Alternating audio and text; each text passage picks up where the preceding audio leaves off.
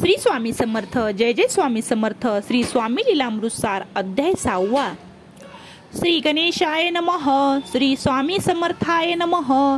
एकयती आलवनी नामी, राहत होते डाकोर ग्रामी, अनुष्ठान करती नित्य नेमी, विरागी निस्पृह सत्पुरुष, एकदा ते जगन्नाथ क्षेत्री, परमेशाच्या दर्शना येती, तीन मानसे त्यांच्या संगती, तेथील वृत्त परिसावे, हिमालयातून संचार करीत, स्वामी पातले जगन्नाथपुरीत, आलवनी बुवास चमत्कार दावित, ते जगन्नाथ दर्शना आलेले, पुरीत आले बरोबर, बुवा झाले दुखन्याने बेजार, संगती आलेल्यांची ही तेच हाल, कुणी कुणा सांभाळावे, अगणित यात्रेकरू भोवताले, ते जे जगन्नाथ यात्रेसे आले, कोणी न पुसती त्यास भले, जरी दिसती रोग व्याप्त, वेदना असह्य झाल्या अति, मग ते जगन्नाथासी प्रार्थिती, नाही सहन होत ही स्थिती,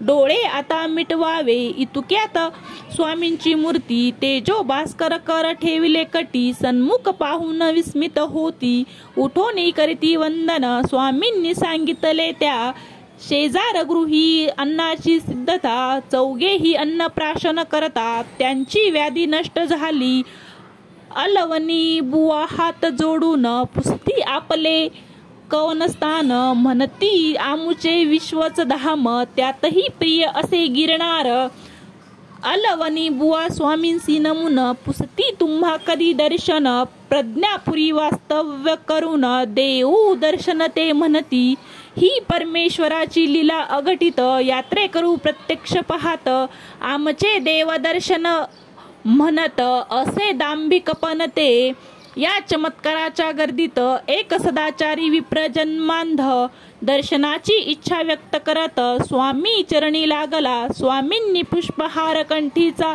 टाकिला अंगावर तयाच्या, प्रसाद पुष्पे नेत्रांसी लावता, अंधत्व गेले तयाचे, तोच तेथे एक वृद्ध पातला, स्वामी सन्मुख उभा राहिला, म्हणे आठवा दिन पातला, न मिळे श्री गर्दीत धुंडता, त्यांच्या कपाळी भस्म लावले, पूर्वजन्मीचे त्या ज्ञान झाले, धावून धरी चरण कमले, सोडवा प्रपंच म्हणतसे, स्वामी बोलती वचना, पूर्ण होईल मनोकामना, आशीर्वचन देती सर्वजना, अंतर्धान पावले, इति श्री स्वामी लीलामृतातील पुरी लीला व्याख्यानाचा 6वा अध्याय संपूर्ण.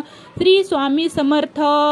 इति श्री स्वामी समर्थ चरणार्पणमस्तु. अवधूत चिंतन श्री गुरुदेव दत्त. श्री स्वामी समर्थ. श्री स्वामी समर्थ.